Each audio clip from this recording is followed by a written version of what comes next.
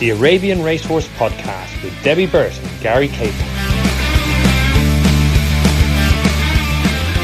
Good morning and welcome to another Arabian Racing Podcast. I'm here with Gary Capel, and first off we're going to review the race that we've had at Wolverhampton, the Zayn Arabian Stud 0-65 handicap, which was run over a mile. We had a really varied selection of entrants, and I think the compression of this season has resulted in some really competitive racing this year. The race was won by Arwen Forter, and despite Gary's concerns, as you pointed out in our last podcast about her draw from stall 13, she got away quite slowly. Whether that was by accident or design, only Alex can tell us that, I suppose, really. But, she certainly made the most of it, dropped in behind, and the race went really well, Gary, don't you think? Yeah, slowly away from that kind of draw can often work to be an advantage, can't it? As you say, whether it was by design or not, I imagine it probably was. She was able to drop in right at the back of the field and avoided covering the extra ground going into that first bend. Okay, she was at the back, but they were going off quite quickly. They went off quite quickly, and she was able to weave a passage show. I didn't think she was going to win, actually, turning into the home straight, I must admit, but. The pace did collapse a little bit, and turning for home, there was sort of 7, 8 or 9 almost in a line or within 2 lengths of each other. So I'd say the handicapper would have been quite pleased with his work. But in the end, she was able to forge clear. Good runs in behind from a couple of horses that are less experienced than 1 or 2 of the others. Zayn's Hyperion, that was a huge personal best from that particular horse, ran on quite strongly despite not completely getting a clear run through to finish second. Jemana Athbar, another inexperienced horse, again stayed on quite nicely to be third, and it was better from Seraphim Forter, who obviously paid for a big sort of mid-race move around the bend. Ultimately finished at 4th, but that was a much better effort from that horse as well. Absolutely. And to go back to the winner, Arwen Forter, she's not quite as forward as her half-sister, Aurora Forter, who managed to place second in the juvenile group race on Dubai Day. However, she did end up winning over mile 2 and a mile 5. So in the post-race interview I did with James, which hopefully we'll hear from shortly, he said he was looking forward to stepping her up in trip. And I think that her pedigree probably would indicate that she's ready for that now. Yeah, I think so, particularly the way that she went through that race. She came into it, travelled into it quite well, kind of almost hit a little bit of a flat spot, but then stayed on very strongly through the line over the extended mile here. So a step up in trip definitely beckons for this horse. And again, nice to see the James's Racing Club, which has had a good bit of success in the winners' enclosure again. I couldn't agree more, Gary. And going back to those two, the horses which filled in the places from Peter Hammersley's yard, Zayn's Hyperion and Jemana Athbar, both horses at the start of the year when I interviewed him for the season previews for the magazine, he felt that both of them were a bit backward. Jemana Athbar particularly has a disadvantage of being a very late October foal, so she's constantly really racing against horses that are at least 6 months older than her in some cases, and in her own age group. And both have really come on. I think there are 2 horses which have really benefited from the delay to the season. And I think that they'll certainly 2 to look out for next year once they've had another winter on the backs and come back a bit stronger next year. Yeah, very much so. You mentioned Jemana Athbar, but in particular as well, I suppose Zayn's Hyperion, who is obviously very closely related to Zayn's Achilles, and he sort of hit his mate. Well, very early on in his career in a lower grade, he was victorious, but it wasn't until sort of 7 that we saw the best, or a career best, from the horse. So there could well be more to come. We'll touch on Zayn's Achilles, actually, because he looked the most likely winner, but whether he needed the run, I'm not just sure all benefits for them. He hasn't quite got home, so he's going to have one more run, I think, in his career. But he shaped well, but it looked as though he kind of needed the run a little bit. The other one that caught the eye, albeit he had top weight to shoulder and this was step down and good, was Mustafid, who, again, looks as though a step up injury would definitely suit that particular horse. And he, too, was involved in a little bit of scrimmaging and didn't get the clearest of runs, but has kept on quite nicely in the closing stage, and that was a much better from that horse with the hood on for the first time. Yeah, absolutely. I spoke to trainer James Owen after Arwen Forter's win. Here's what he had to say. It's nice to get a winner for the racing club. They've been knocking on the door. We've got some obviously nice horses. She's been a bit of a slow burner, but she's a nice filly, nice staying filly, and listen, she'll get a rise in the weights for that, but hopefully she'll be progressing ahead of the handicapper, and if she's okay, she'll come back here for the mile 4 at the end of the month, 0.75, which is a step up in class, but a step up in trip will really suit. Absolutely. And a nice run from Seraphim Fortress. Great run from the 3-year-old. He's improved race to race. Whether we run him again, but I think he's growing as well. We might just put him away for the year. He's done enough to run like that against older horses, experienced horses. Was quite encouraging. Yeah, absolutely. And looking forward to next week, coming back here on Thursday. Any thoughts on? Obviously, you've got quite a few in there. I think it's probably the strongest novice that I've ever seen since I've started Arab racing. There's horses in there rated over 90. I think the Quinlan horse will probably improve from its run. Sure. And trip might be a little bit far for that. Obviously, Phil's horse, Lua, ran a great race in the Derby. Probably run Alameen in it. Now, he gets in there quite... I know he has a penalty, but I'm hoping Alex might be able to ride him, and we take the 3 off that, which will bring that back to a £2 penalty. He's got strong form. He was disappointed in the Derby, but that was a messy race. I think we can just put a line through that. Satam is an interesting one. He's thrived since his first 2 runs. He's my best workhorse at home now, and I think he's got an outstanding chance. Lovely. Thanks, James.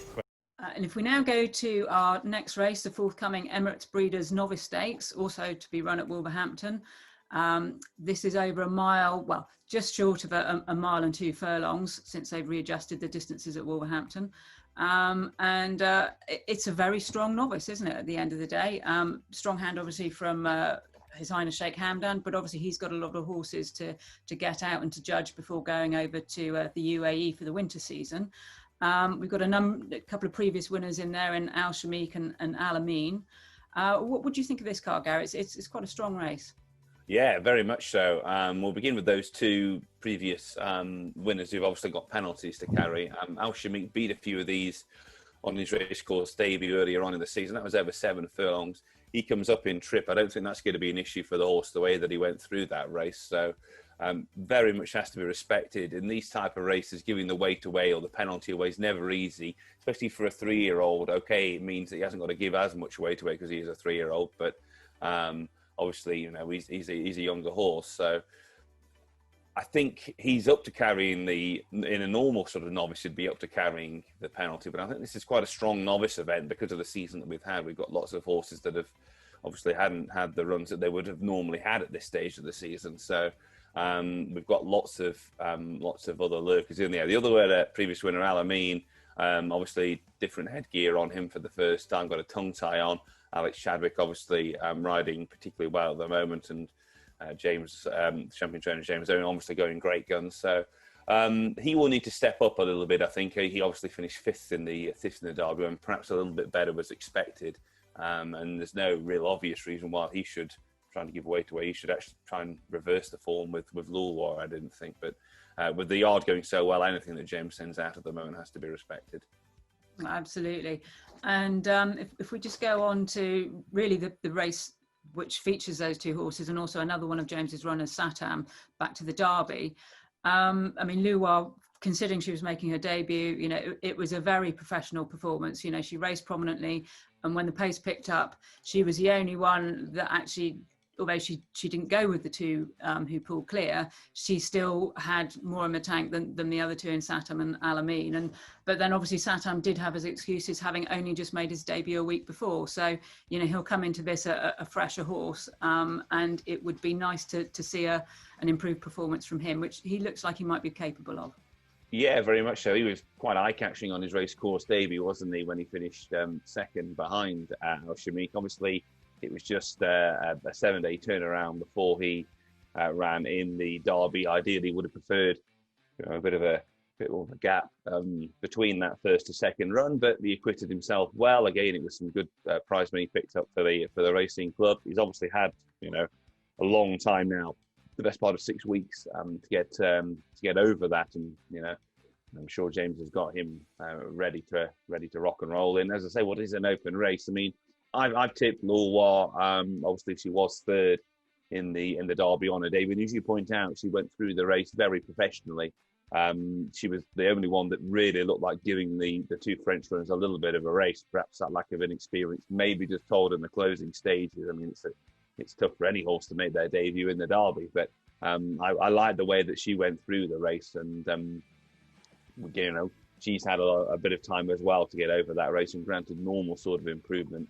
She's got to be going closer, considering she's been given a rating of 90, I think, by the handicapper. Luwa's trainer, Phil Collington, kindly sent us this message about her chances in the race on Thursday. Hi Debbie. Lulwa has come out of her debut run very well. I'd say she's improved the normal amount that you'd expect. She's a lovely big striding filly with a high cruising speed. So hopefully Wolverhampton won't inconvenience her too much. As you saw at Doncaster, the nature of the track, galloping tracks seem to suit her well.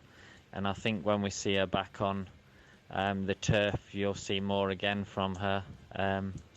But no, we're very pleased with her, so looking forward to seeing her run again tomorrow.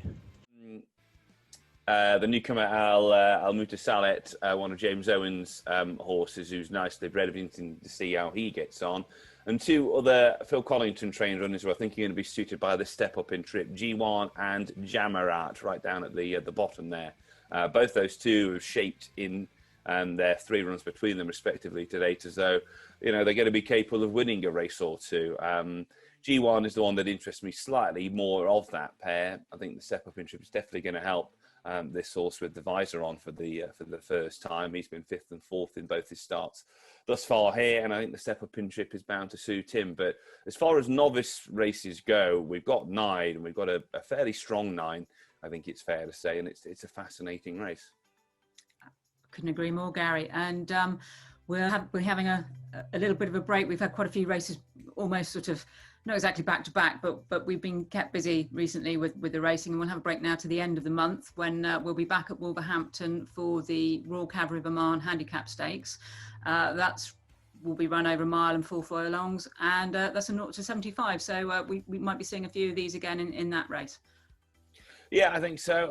There's a couple that'll be in that kind of rating band, and there's potentially a couple that might end up in that rating band on the back of running in this race as well. So yeah, that should be a decent little contest. The last staying race that we had, okay, it was a bit of a higher class race, but it was a really good quality contest. The fact that Alcantara managed to win quite easily was a little bit of a shock, really. But with this particular grade, I would imagine that again will get a full field, and it'll be a very competitive race.